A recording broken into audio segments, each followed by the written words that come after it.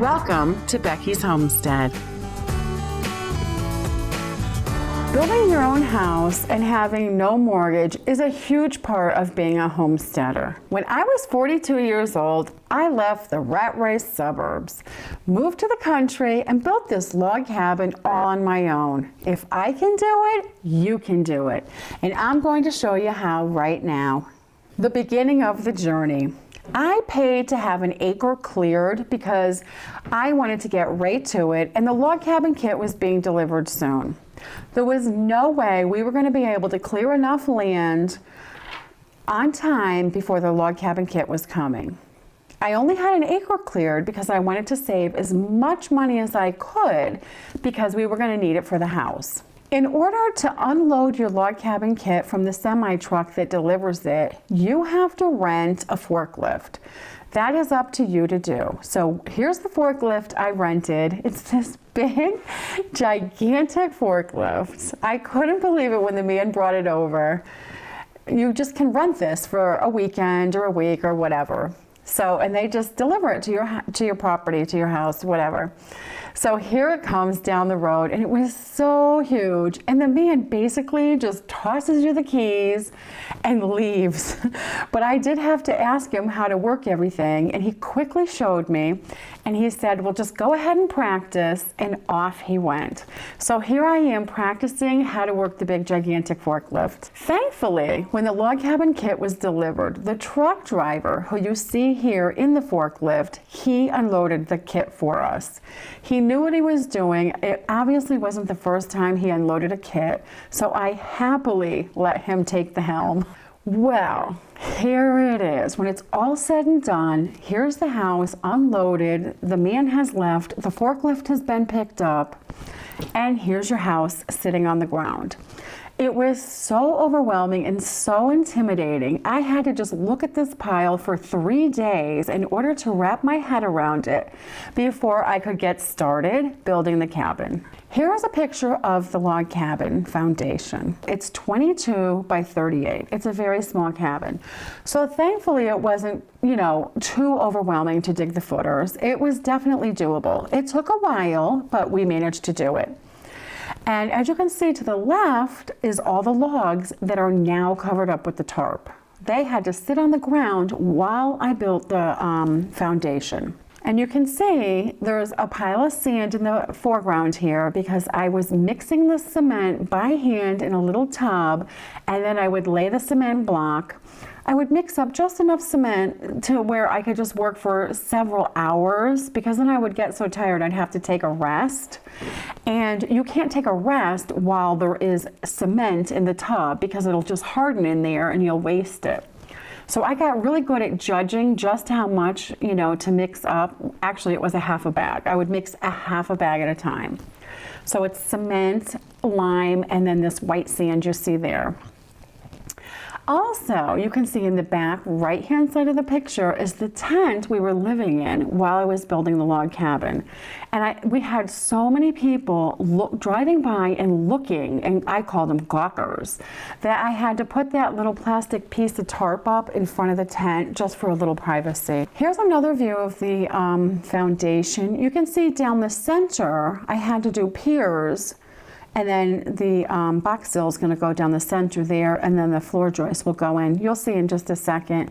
As you can see, the logs are still covered in the background. Here's a side view of the foundation. You can see the Crawlspace door, and you can also see the J-bolts sticking up. The J-bolts are every 6 feet, and they go all the way through the foundation and into the footers. That's so you can attach the cabin to the foundation. You can also see in the middle of the foundation there on the right-hand side is the little tub I use to mix my half a bag of cement up every day. And that's a close shot of the J-bolt. We had the cement truck come, pour the footers. That was one cement truck. It just took one. And then you build the foundation walls, laying the block. I mixed the cement for that part. Then we had another cement truck come because the top block row is shaped like a U. And then what you have to do is you put rebar all the way around inside that, and then they pour that solid all the way around the top. And also, every 6 feet where the J-bolts are is poured solid all the way down as well. It actually ends up being a very, very sturdy foundation. And here's just more shots, different angles of the foundation. It was a lot of really heavy, hard work, but completely doable. You just have to take your time and step by step, it comes along. You can see here in the bottom of the picture where after they had filled it up with the cement truck, the second cement truck, they didn't fill it up perfectly, and I had to go back and mix cement up because I wanted it perfectly flush on the top. And you can see that on the right-hand side of the picture where I have, filled it in and made it perfectly flat. And then on the left-hand side of the picture, you can see how the truck leaves it, pretty messy. And I'm sure a lot of people just lay the sill on top of that and just build the house, but I just wanted it a little more neat and tidy. So I did that extra step on my own. And this is a picture of the box sill. It's the sill plate and then the box sill. The sill plate is just a 2x8 that fits down on top of the wall. The wall is 8 inches wide as well. So you just drill holes in the 2x8 so the J-bolts go through those holes. And then you build the box sill out of 2x12s and those sit on top. And you can see there I have the sill plate down all the way around and then the box sill just on the right hand side. As you can notice, the inside of the foundation, the floor, is just the sand. Later on, we just put tar paper down. And that is what it looks like under there right now if you crawl to my crawl space. It's just tar paper on the sand floor, and we also treated for termites because termites would just love to eat a little log cabin. And here's the box sill. I'm just working my way around. You stagger the 2x12s. You don't just nail 3 together. You stagger them for strength. They tell you how to do it in the plans if you can read the blueprints. They tell you everything. They have it all down pat. When you buy a kit, they're very specific, and if you can just follow the instructions, if you can read and just step by step follow the instructions, you will build a really good house like we did.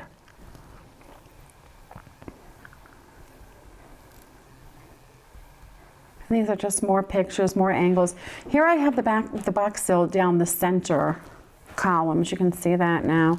So now that these box sills are done, what I did is I marked everything out for the floor joist hangers. And I went and I just took my time and I screwed all those floor joist hangers in there, which was a lot. The floor joists are 16 on center. Just another angle. This is before I was screwing the floor joist hangers on there. And then we skipped to this picture. We didn't have pictures in between, but there's all the floor joists in place. And then I did the extra blocking, which are the pieces of wood in between each floor joist like that.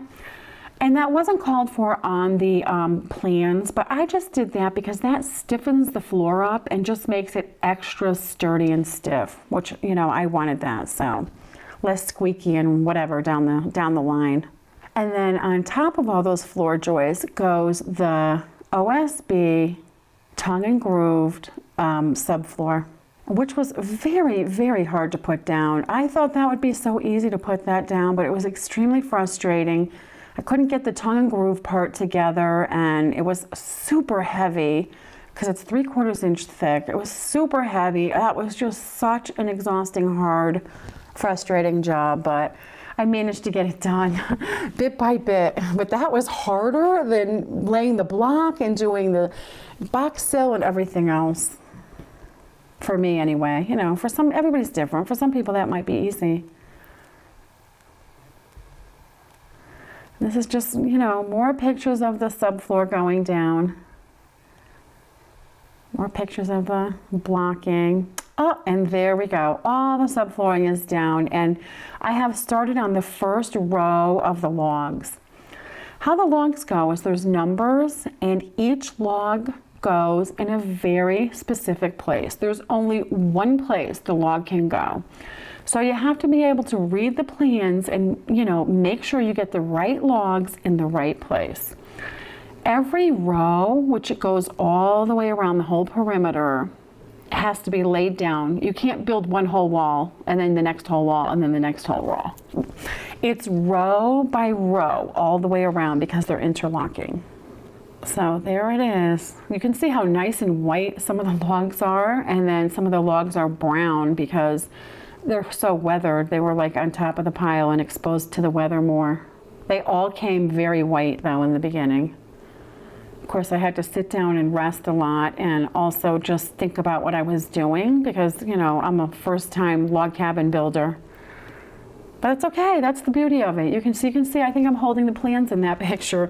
You know, just sit there, look at it, think about it, figure it out, and then just go ahead and do it. That's exactly how I did it. And, you know, kind of enjoy the journey as you go. It was very enjoyable, actually. You can see the pile of logs in the bottom of the picture. And this is just more pictures, just sitting up there thinking about everything, the next move I'm gonna make. And that's how the corners lock together. One fits into the other. And then this is a good picture to see the little grooves they have carved into the top of the log there. And then what you do is you have a roll of this black foam that's squishy, and one side of it is sticky, and so you just roll it all the way down there and it sticks right on top of those two cracks. And what that's for is if the logs ever warp or bend, that little foam would, you know, take up the space so you wouldn't have a space all the way through your log from the outside to the inside of your house, which I must say, our log cabin is absolutely top notch. We haven't had one log bend or warp or anything. There's another shot. You can see right there is the bag that the blueprints come in, the plans. So I always had that nearby because I had to look at it so much. And I'm just getting the logs into place. And this is just more shots of the logs going up, you know, slow but sure, row by row, just that's how it goes. There's a picture of our horses, which of course I just love sitting and looking at when I was taking a break. We enjoy the horses. And these are just, you know, some pictures of the camp. You know, this is just how we lived. We had a hose for water. And, you know, we totally just camped out and lived in the tent. We were eating Chef Boyardee ravioli cold out of the can. Anything we, you know, wanted to eat hot or cook, we had to just do it on a campfire. And this was our life. This was totally our life for a year. This is what we did. This is what we lived day in and day out. But it wasn't dreadful. It was very enjoyable, and, you know, it was long and it took time, but it wasn't dreadful at all. It was a lot of physical hard work, but I survived and I'm perfectly fine. I'm sure I'm a better person for it. As you can see in this picture, there's a 90, or I can't tell if that's an 80 or a 90 drawn on that log there, but that's the only thing you have to tell which log goes where on the diagram, or all the logs were numbered. So of course you wouldn't want those to rub off or come off. And at one point, the logs were on the ground for so long, I had to get one of those wax pencils and rewrite the numbers on there before they just faded away, and the entire kit would have been a mess and I never would have gotten it back together. So make sure your numbers never go away. Just write them back on there if you need to. They have like a black wax or tar pencil or something that they write on there with. And this is just a shot of the corner. And what I used is a level. You're supposed to use a level to go up the wall to make sure all the logs stack up nice and level. It looks very sturdy. Even when I look at the pictures right now, it just is a very sturdy house. Nice little wooden box. I must say though, I'm so happy I chose a small one and not a big one, because it just, you know, it's just more doable. And you can do a great job on a little house. Whereas if you pick a huge house or something, you know, beyond your capability, you might not do that good of a job. So I think you're way better off picking a small house and doing a fantastic job on it. That would be my advice. As you can see here in this picture, there is a hay roll, but behind the hay roll are the trusses for the roof, just piled up there waiting. Right there they are again. They're just waiting to get in their spot. And the walls are getting higher and higher, and I have to stand on a ladder now to reach the top so I can bolt them in. And of course, we're lifting these logs up, to this height now. So it is physically demanding, and you do have to be careful because you end up standing on the ladder. You end up picking up the log off the deck and then walking up the ladder with the logs. So, it's physically demanding. You have to be careful. It just gets taller and taller and taller. Obviously, the spaces are the windows and the door, which is just thrilling to see the progress. Believe me, when it's you building it, you're so happy to see the progress. And I'm just moving my ladder along, just bolting and bolting, bolting. I put 1,000,000 bolts in this house. It's very sturdy and put together very well. You can see that big supersonic drill I'm using to bolt those bolts in tight. I'm almost in on that one. There's one I'm kind of just starting. You can see how long it is. It's a very long bolt. But that big powerful drill just went right in there. And those bolts are really long. They're like 1 foot long, and the logs are 8 inches long. They might be more than 1 foot long. And then the logs are 8 inches long. So it goes all the way. I thought when I was doing it, it would go through 3 logs. I thought it would go through the one log I'm doing, all the way through the next, and barely into the next. So if I remember correctly, they were very long bolts. And right there, we have the first logs all the way across the window. So we're almost to the top of the wall. One more row after this. I'm up there bolting away though. You can see the weather has changed. I'm in a sweatshirt now because it's colder now. But it doesn't matter, just stay with it, keep going bit by bit, step by step. And here we have the 2 rows of logs above the windows. And then on top of the top row of logs, you have to put another top plate, which is just like the sill plate on the bottom. It's a top sill. And that is a 2x8 as well, because the logs are 8 inches wide. And then you bolt that down with those big bolts.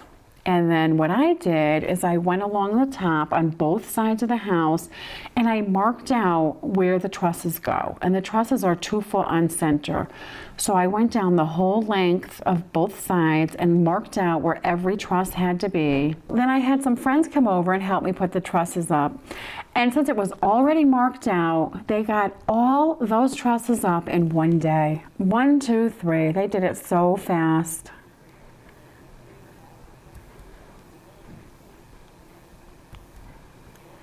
Boy, was that nice to see. Now that's more physical, very physically demanding work, the roof. You have to pass all that material up there, and then, it's hard to stand at an angle and try to screw things down and move things around and, unroll the tar paper and all that. It's actually exhausting to stand up there because, you're kind of nervous you're going to fall. So, your whole body's kind of tense while you're working. So you get tired. But again, just step by step we did it. You can see here that the cabin has a 2 foot overhang all the way around. It's like a little turtle shell covering it. And here's the inside with the roof on, well, the trusses, not the roof. But you can see my cabin, since it is a small cabin, the trusses span all the way across. There are no load-bearing walls in my cabin. So I wouldn't even have to have walls if I didn't want them. It could be a totally open plan. But I like having rooms. So there you can get it. It really looks like a house there.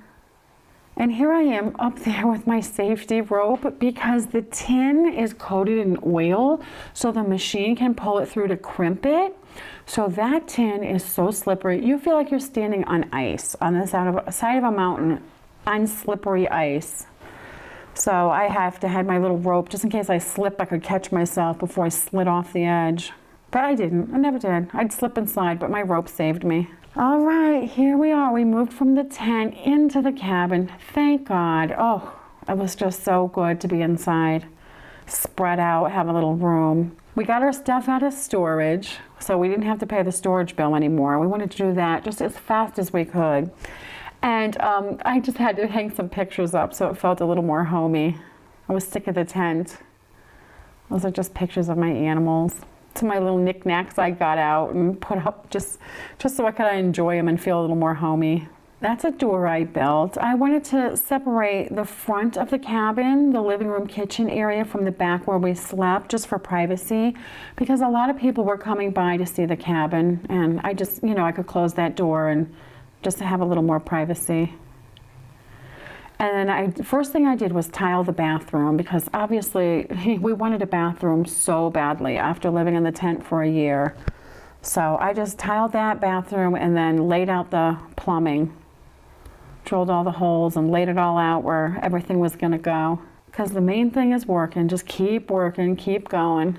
Here it is. It actually looks like a little house. This is before the porch. After we got the cabin done, it was such a relief just to be inside. You kind of want to take a break and unwind from just, a year of hard work. But in the back of my head, I just kept thinking, oh, all that wood from my porch is over there rotting on the ground. So I had to stop doing everything I was doing and then just go over there and get the wood and build the porch. So here it is. I think it took me another year to build the porch completely. But I love my porch and I highly recommend a porch. I just had to get the tools out of the cabin. I was so sick of looking at tools and tripping over tools and living with tools. I just had to get everything out of the house and get it on the porch. This picture here is probably after I got the shed, because then I got sick of everything being on the porch. And I went and bought a little shed so I could put it all in the shed. Because when you end up living with a lot of construction material. In this picture, you can see I started building my stud walls, which I had never done any framing before in my entire life. So really what I did is I just went to Lowe's and bought a book on framing, and I sat on that sofa and just read that book until, I just wrapped my head around it, read the book, looked at the pictures, and then I just got up and I started, building the walls. And one wall, this is no joke, I had to build that wall 3 times. The first wall I ever built was this big long wall, 22 foot long. And every time I built it, I did it wrong. And I was just, oh my goodness, I just wanted to rip my hair out of my head. But, I just pulled myself together, took it back apart, made whatever adjustments I did and put it back together, and then put it up. It didn't fit again. It took the 3rd time until I finally got it right. So sometimes, that is what happens when you don't know what you're doing. You have to just not give up and just persevere and just keep going until you get it right. Whatever it takes, that's the attitude you have to have. Whatever it takes, that's what we're gonna do. And right here is the trench for the permanent power. We had already done all the electrical, which took us a long time to run all the wires, get all the receptacles up, but we did all this ourselves. We didn't hire anybody. And this is the last step right here, is the permanent power has to be turned on to the house. And we buried ours. We didn't want any wires going to the cabin. So we had a trench digger come, and he digs this super deep, super skinny little trench. And then you can see the trench, quite a long trench going from the pole to the cabin. And that pole you see right there in the picture, that is a temporary power pole, and that is gone now. So there's no, poles or wires near the cabin. So you get your permanent power turned on, and then you get your CO. And what that is your certificate of occupancy. And then you're legit. And you can see there's the PVC pipe that we had to put in the bottom of that trench. And then the power company takes it from there. We had to have the trench dug, and we had to buy the pipe. Me, as a 42-year-old woman, if I can build this cabin, basically on my own, with a little bit of help from my friends and my family, you can do it. It doesn't take a whole crew. A family can build their own home. If you are willing to just take your time and take one step at a time and be serious about it and just try your best, you definitely can build your own home. And I highly recommend it. And the satisfaction you get from building your own home and the experience you get from building your own home is just irreplaceable and something you will remember your whole life. And another thing I want to point out is when you're thinking about building your own home and being mortgage free, a lot of people get very excited and they just, all their wildest dreams, they want to put into their dream home. Rein yourself in. That can be a huge mistake. Like I said earlier, you're much better off building a small, fantastic house than you are building this huge house that you lose your gusto. It ends up being just too much and overwhelming and too expensive, and it just ruins the whole experience. You're much better off building a smaller home that you can manage and being 100% satisfied with it. You can always add on in the future. The reason I made this slideshow and I wrote my ebook is because I truly feel that it's such a benefit and it's so rewarding for people to build their own home and be without a mortgage. If you want to learn even more, I have an ebook for sale on my website. Check out the link below. Sign up for Becky's Homestead newsletter. Go to beckysHomestead.com and sign up on the right. You'll get articles, news, and specials from Becky every month. Unsubscribe anytime, no spam. Thanks for watching. If you have any questions or suggestions, please email me and Doodles. Happy homesteading. Bye-bye.